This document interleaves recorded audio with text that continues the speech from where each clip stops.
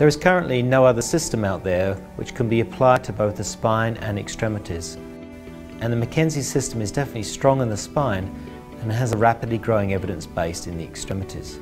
I have a number of research interests, but primarily my research interests look at the traditional clinical examination. And that's one of the things that I really find that syncs well with the MDT approach.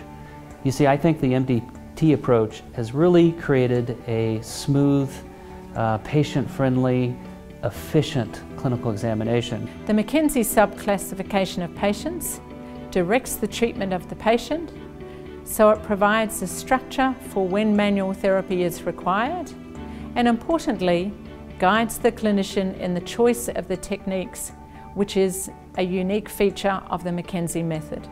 Our research has documented that nearly 90% of those with recent onset back and neck pain and 50% with long-standing pain can usually quite easily and rapidly eliminate their own pain using some simple but very specific exercises. Just think about that, that's huge.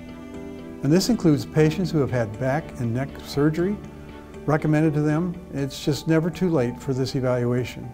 If I had to pick particular research projects that I find the most compelling with the MDT approach, it would be Audrey Long's work, which most people are familiar with, and then Mark Werneke's work, where he looks at prognostic factors associated with outcomes that are typically found within that initial clinical examination. The most important research that I've been involved in was a study that compared prescribing exercises the way we do it in the McKenzie method and comparing that to other ways of prescribing exercises, two other ways.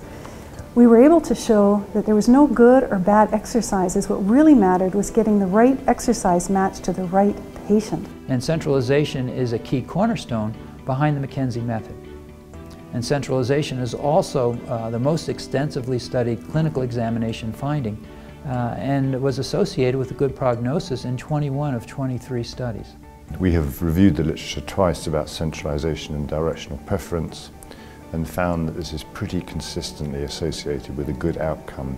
In other words, if you find a movement or position that makes your back and leg pain better, especially if it gets rid of the pain which is furthest down your leg, that will make you better in the long run. And centralization consistently predicted favorable short and long-term patient function and pain outcomes. For example, for patients whose symptoms centralized during that initial eval, 95% achieved significant and clinically important improvements in their function, compared to only 52% of patients whose symptoms did not centralize.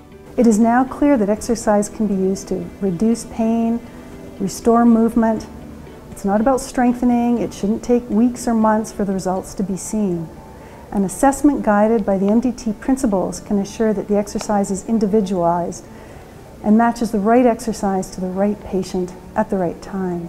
Although the McKenzie approach appears simple when people commence their McKenzie training, research has shown that being able to classify and manage patients well with MDT depends on being well trained. So I'm excited about what the future will bring and how this evidence will be taken on by clinicians and ultimately how patients will benefit with an approach that is geared towards providing them with the tools to manage their own problems.